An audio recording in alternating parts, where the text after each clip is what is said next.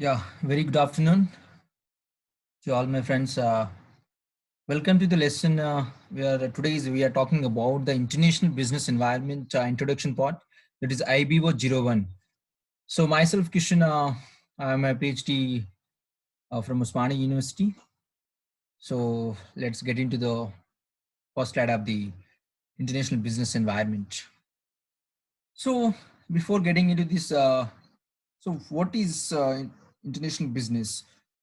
First of all, you all know about, I think, the international business is nothing but it is a business which deals when we are crossing our boundaries, our nation boundaries, we are getting into other markets, means other nations. So those are activities or international business. So here, so in this chapter, we are going to talk about the introduction to international business environment, and next comes to the international trade, and next the balance of payment systems and the trade policy instruments. The next, so what is business? Simple. The business is the activity of making one's living or making money by producing or buying and selling products. This is a simple definition of business. So here, so when it comes to those products, the products which involves the goods as well as services here, and in other way, it is an activity or enterprise entered into for profit. So this is a simple business. So when it comes to international business, what is international business? International business refers to the trade of goods or services or technology, the capital, or the knowledge across national border and at the global or transnational scale. This is what the international business. So we learned about business and international business. So our subject is international business environment. So what is international business environment? Why should we need to know about the international business environment? What is the relation between the business, I mean, international business with environment? So all these factors we are going to clarify in the next slide. So please get into touch.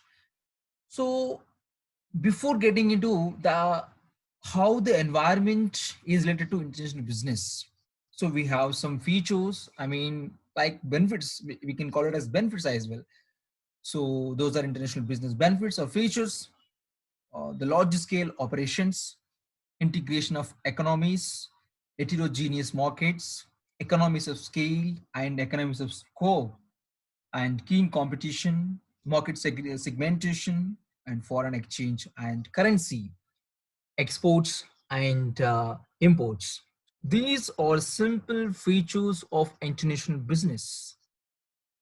So why the companies or the businessmen of a particular nation wants to expand their business into international level, into global level? Because they're wanting to get some benefits in the name of operationals increasing. Here, when they are restricting their operations, their business, their market into one nation, so it is, I mean, it is not a cost effective methodology. So way the businessman wants to explore to different parts of the universe to get the proper market for their products.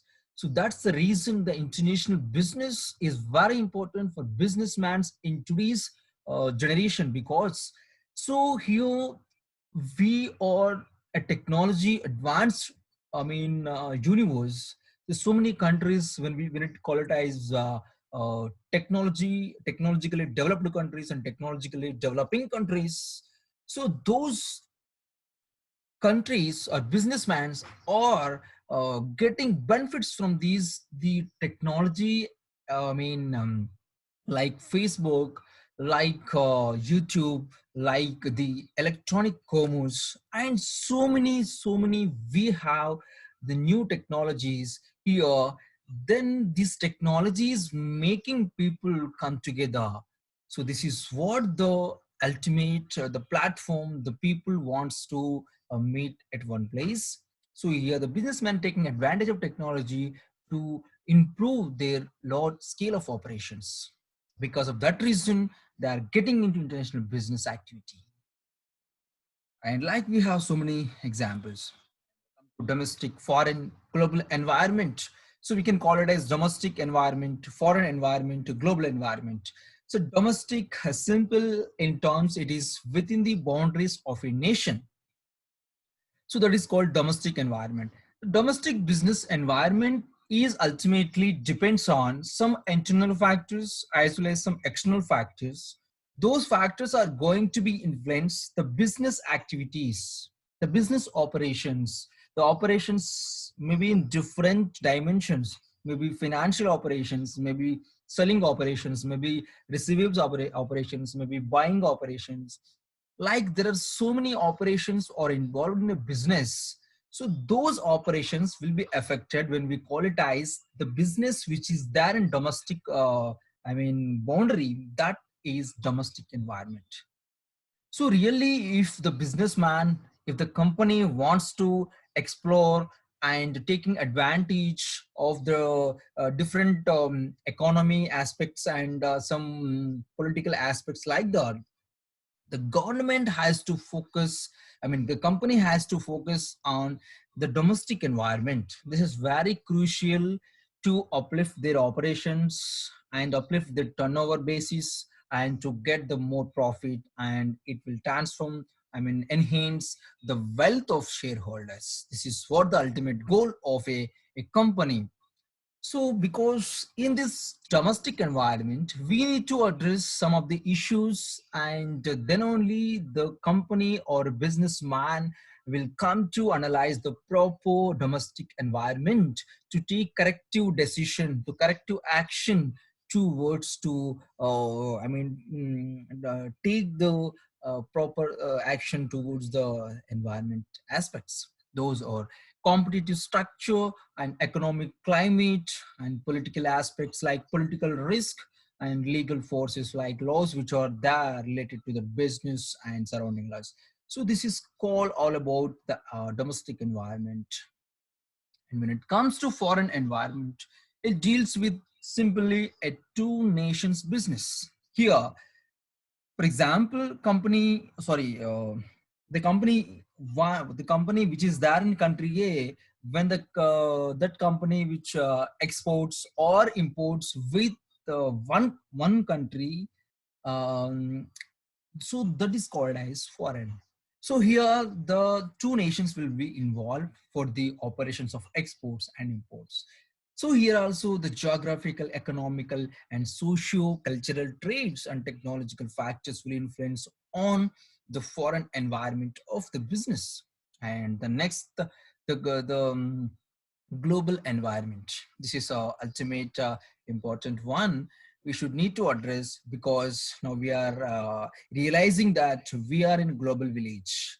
There is no boundaries to exchange our information, to exchange the technology, to exchange the manpower. Simply we are called as facts of production. There is no restrictions. Much more what we are realized in the past, and now we are very much gifted by the technology. So we are using the technology, and we are reaching each and every corner, each and every nook of the earth. So that is what the global environment. So for example, when it comes to India, so India is dealing with so many countries for exporting operations with the same way of importing operations.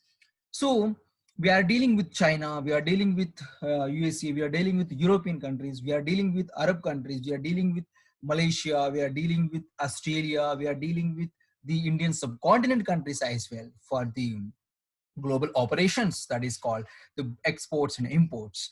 So in this scenario, So the India, for example, we are taking guys, India has to know about the global environment. What is taking place in China? What is taking place in USA? What is taking place in other countries which are links with India? So this is very important because when we are taking a decision, those environmental aspects, those economical aspects, international financial structure, system, and the treaties which are there, and agreements and regional economic groupings like the world international financial organizations, like so many organizations there, each and every aspect the India has to know and has to take decision according to that is a very very important in this scenario. So this is global environment, and thank you very much for the patience listening. So here I'm stopping the video.